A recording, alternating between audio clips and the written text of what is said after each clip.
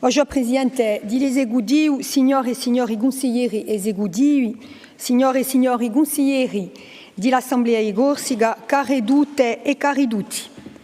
Hier se tenait la Journée internationale des droits des femmes. Elle revêt cette année un caractère particulier dans le contexte international préoccupant que nous connaissons. D'abord, on découvre chaque jour les répercussions qu'a eu le confinement lié à la crise du Covid sur le quotidien de milliers de femmes. Rappelez-vous aussi la décision de la Cour suprême américaine du 24 juin dernier relatif à l'IVG, et nous avions d'ailleurs voté une motion sur ce sujet-là. Et malheureusement, on ne peut que constater les conséquences terribles de la guerre en Ukraine pour les femmes de ce pays qui sont considérées comme des prises de guerre. En Corse, les violences sexistes et sexuelles sont aussi un fléau. Les travailleurs de la santé et du social le savent très bien. Notre territoire n'est en aucun cas épargné par cette difficulté et les droits des femmes sont sans cesse en péril. C'est pour ces raisons d'ailleurs que j'ai tenu à signer ces derniers jours, à l'occasion de cette journée, avec près de 50 autres élus, dont le président de l'exécutif, un appel pour demander un plan d'urgence en faveur de l'égalité hommes-femmes dans les territoires. Ici comme ailleurs, le compte n'y est pas du tout même, et les moyens restent trop faibles pour affronter de manière efficace ce problème. La conseillère exécutive, Lauda Guidicelli, s'est saisie du sujet avec force, avec détermination. Je l'en remercie, je l'en félicite bien sûr, et nous aurons tout à l'heure à examiner son rapport sur l'égalité hommes-femmes et l'action de la collectivité dans ce domaine. C'est un rapport très riche, avec des propositions innovantes, et nous en discuterons tout à l'heure. Alors, je voudrais évoquer, si vous le permettez, au-delà des vertus de la politique publique que nous pouvons mener, ce qui constitue, selon moi, l'essence politique du sujet de l'égalité homme-femme ou femme-homme. Je ne reviendrai pas sur la question de la représentation des femmes dans l'espace politique, garantie aujourd'hui en France par la loi sur la parité, ni sur la légitimité de leur présence au sein de cet espace dans un régime démocratique. La question que je me pose et que je vous invite à vous poser est celle de la réelle capacité politique des femmes à impulser le changement, le conduire et œuvrer à la transformation du corps social, y compris dans sa représentation de la place de la femme en son sein. Nous avons tous, bien évidemment, en mémoire le combat des pionnières, mais il s'est toujours agi d'une action politique en réaction au sort qui était réservé aux femmes. Et nous, femmes et hommes politiques, s'agissant du rôle politique des femmes, sommes toujours dans une posture défensive ou au mieux symbolique. Et il faut bien le reconnaître, c'est nécessaire, car rien n'est totalement acquis malgré la parité, et notamment en matière d'égalité salariale, sociale et surtout de pouvoir économique. Or, c'est un véritable changement de paradigme qu'il faut œuvrer et passer à une stratégie véritablement proactive et non seulement réactive.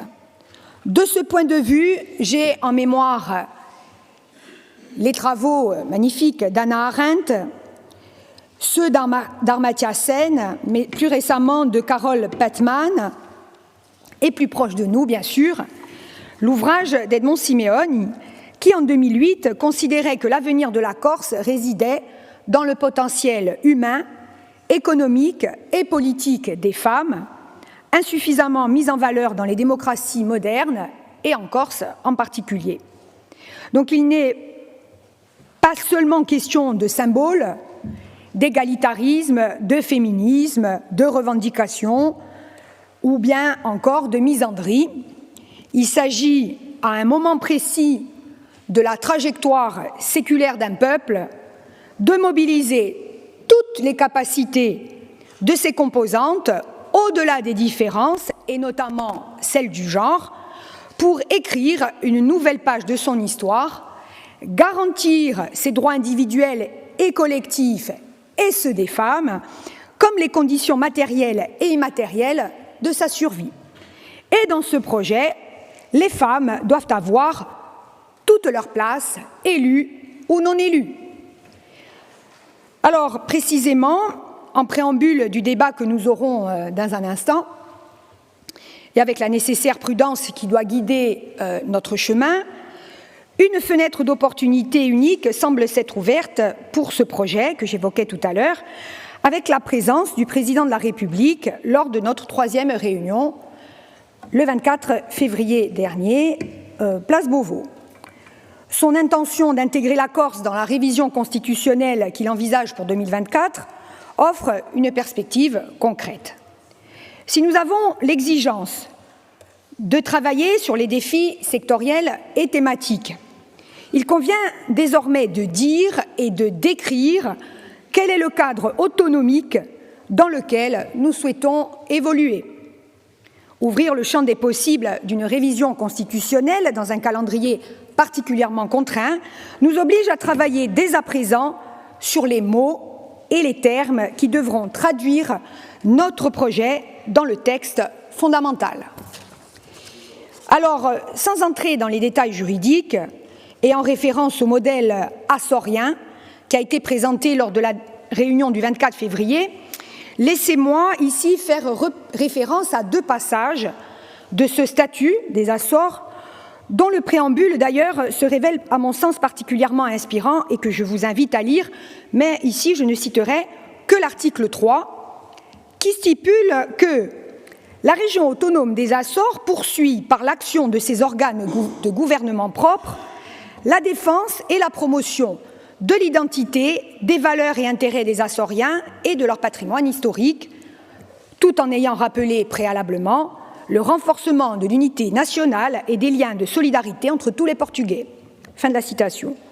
Le même article rappelle que la région concourt aussi au, je cite, « développement économique et social, au bien-être et à la qualité de vie des populations, fondée sur la cohésion économique, sociale, territoriale ainsi que la convergence avec le reste du territoire national et de l'Union européenne, mais aussi, je cite, à l'atténuation des effets défavorables de l'insularité. » Au regard de ces extraits, quelle que soit notre appartenance politique, reconnaissons qu'il a donc déjà été possible de traduire juridiquement et constitutionnellement, dans un État européen pourtant unitaire, le projet d'une île qui, dans le respect de sa spécificité et du principe de subsidiarité, n'aspire in fine qu'à pouvoir concrètement agir au plus près de ses citoyens et pour ses citoyens.